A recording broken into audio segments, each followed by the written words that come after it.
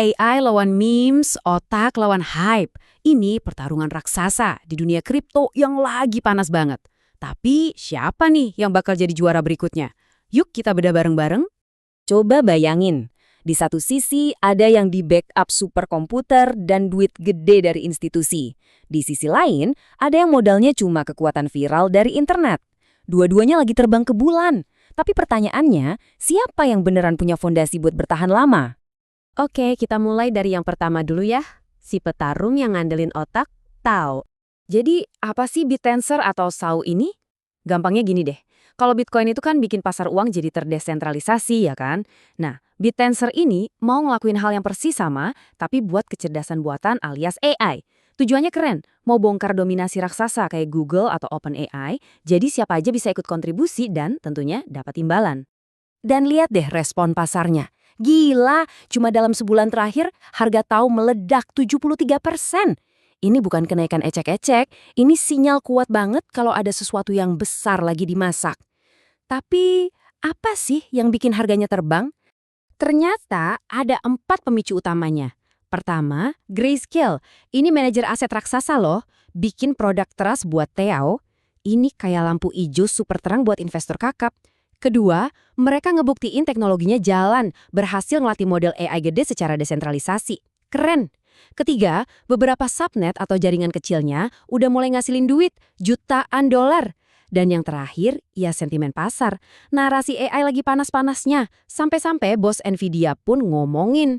Nah, ini nih yang paling bikin Tao beda dari yang lain. Inovasi intinya. Lupain deh proof of work atau proof of stake. Tao ini pakainya proof of intelligence. Artinya, gampangnya semakin pintar dan berguna kontribusi AI lo ke jaringan, semakin banyak token Tao yang lo dapat. Ini benar-benar sistem adu pintar buat para mesin. Eits, tapi jangan seneng dulu. Ada 3 red flag alias tanda bahaya yang wajib kita perhatiin. 1, teknologinya tuh rumit banget dan belum terbukti bisa nandingin skala raksasa AI yang terpusat. 2, kenaikan harganya itu didominasi institusi. Artinya apa? Kalau mereka tiba-tiba take profit, bisa longsor. Soalnya investor retailnya nggak cukup kuat nahan. Dan 3, secara teknikal ini udah overbought banget. Risikonya, koreksi tajam ke bawah.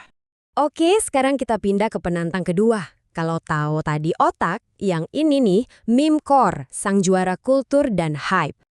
Meme core ini ngakunya sebagai blockchain layer 1 pertama yang dibikin khusus buat meme 2.0.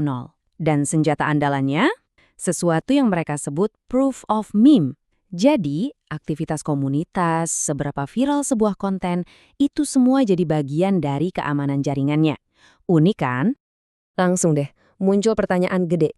Proof of meme ini beneran inovasi revolusioner atau cuma gimmick marketing yang pinter banget buat cari perhatian?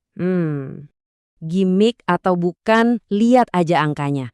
Nggak bisa bohong, dari titik terendahnya meme core ini udah meroket lebih dari 5.000%. Ini jenis keuntungan yang bisa mengubah hidup orang, dan ini nunjukin betapa gilanya kekuatan narasi meme.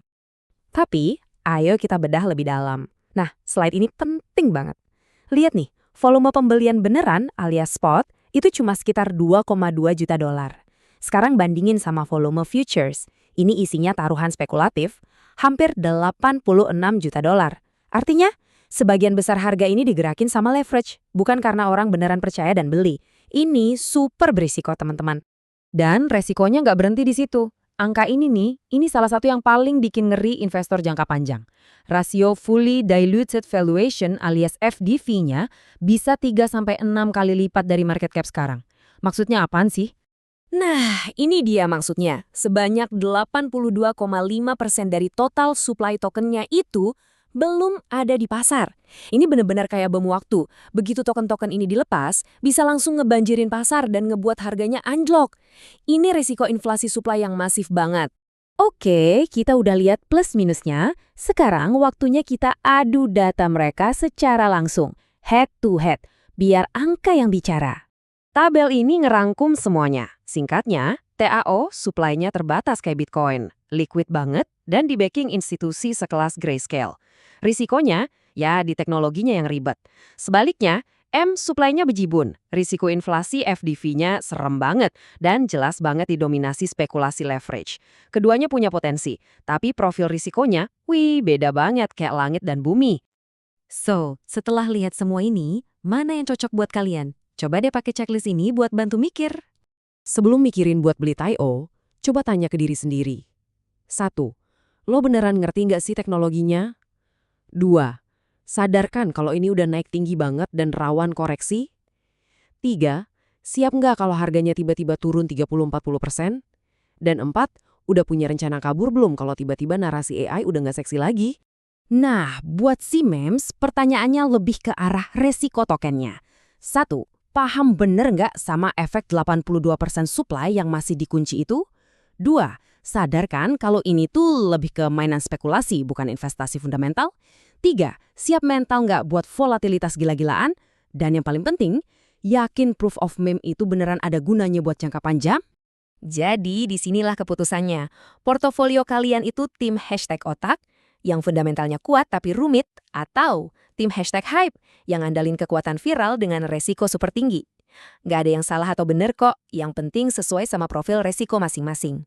Gue penasaran banget, kalian tim mana?